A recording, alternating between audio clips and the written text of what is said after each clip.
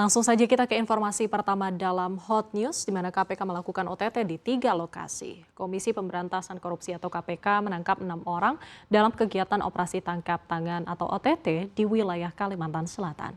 Hal itu disampaikan juru bicara KPK Budi Prasetyo dalam konferensi pers yang digelar di KPK Kamis malam. Sebelumnya KPK juga telah melakukan OTT di 2 wilayah lainnya, yaitu penangkapan 10 orang di Bekasi, Jawa Barat, dan juga di wilayah Banten. Meski demikian, Budi belum bisa menjelaskan secara detail kasus apa dari penangkapan 6 orang tersebut. Namun KPK bersama Kejaksaan Agung atau Kejagung telah menetapkan 2 orang tersangka dalam OTT tersebut. Hal itu disampaikan oleh PLT Sekretaris Jamintel Kejaksaan Agung, Sarjono Turin kepada wartawan di Gedung Merah Putih KPK pada Jumat dini hari.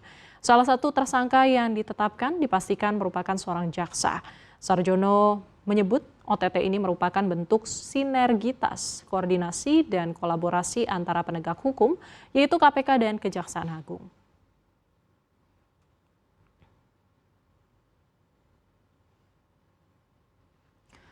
Selanjutnya informasi yang kedua, Perserikatan Bangsa-Bangsa atau PBB menyebut Jakarta sebagai kota nomor 1 di dunia untuk kategori kepadatan penduduk. Dalam laporan World Urbanization Prospects 2025, Jakarta tercatat dihuni hampir 42 juta orang, melampaui total penduduk di Dhaka dan Tokyo. PBB menyebut lonjakan populasi membuat Jakarta naik dari posisi kedua menjadi pertama. Jakarta menggeser Tokyo yang sejak tahun 2000 menduduki peringkat pertama kota terpadat di dunia.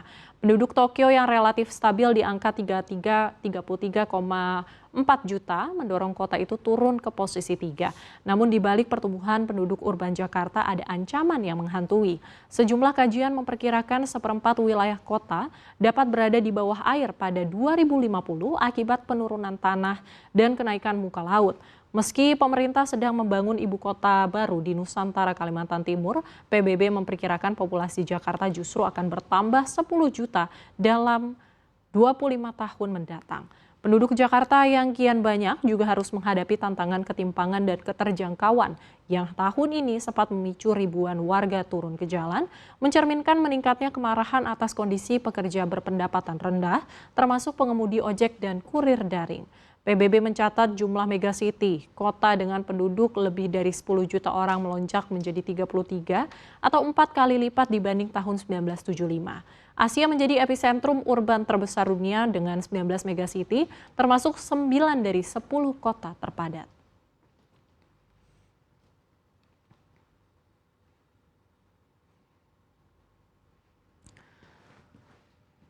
Selanjutnya, insiden maut terjadi di Jalan Bang Natrat, Thailand pada Kamis pagi setelah sebuah jembatan penyeberangan orang ambruk menimpa 2 kendaraan.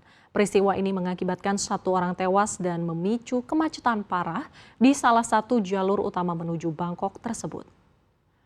Berdasarkan laporan FM 91 Traffic Pro, insiden ini terjadi sekitar pukul 9:15 waktu setempat di jalur masuk Bangkok, tepatnya pada kilometer 34 Jalan Bang Natrat, distrik Bangbo.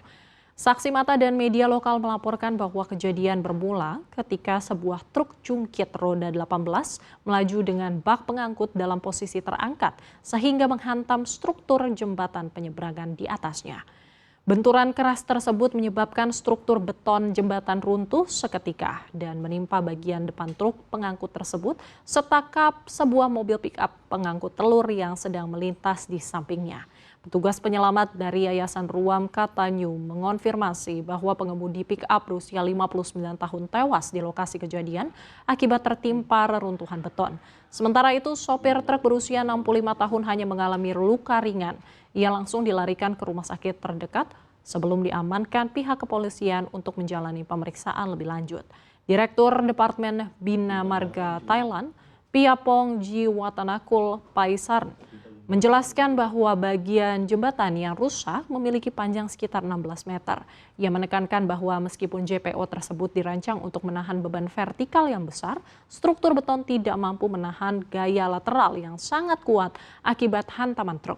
Pihak berwenang mengerahkan 2 alat berat crane untuk mengevakuasi reruntuhan beton dari badan jalan. Dibutuhkan waktu sekitar 3 jam hingga arus lalu lintas kembali normal.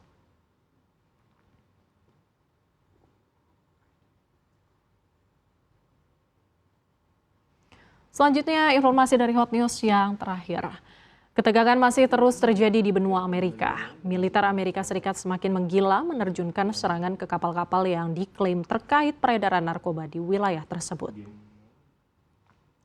Dikutip dari AFP, jet tempur AS kembali menjatuhkan rudal ke sebuah kapal kemarin di Samudra Pasifik.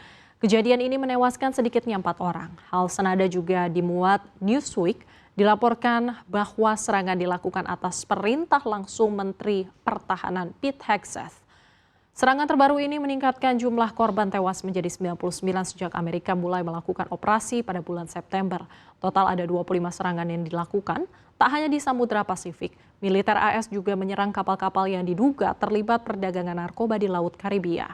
Selain untuk memutus pasokan narkoba, pejabat Gedung Putih menyatakan bahwa operasi ini bertujuan untuk menekan pemerintahan Presiden Venezuela Nicolas Maduro.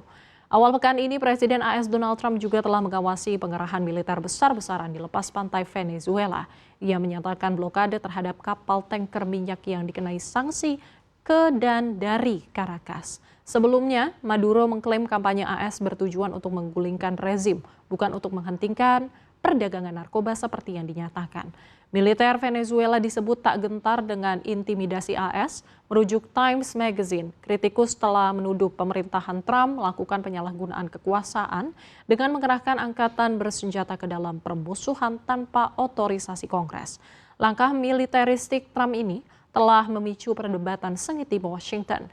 Ada kekhawatiran besar bahwa operasi militer ini akan meluas ke wilayah kedaulatan Venezuela yang berpotensi memicu konflik berkepanjangan atau perang selamanya yang tidak didukung oleh rakyat Amerika. Meski demikian, Pentagon menegaskan bahwa serangan lanjutan tetap dimungkinkan.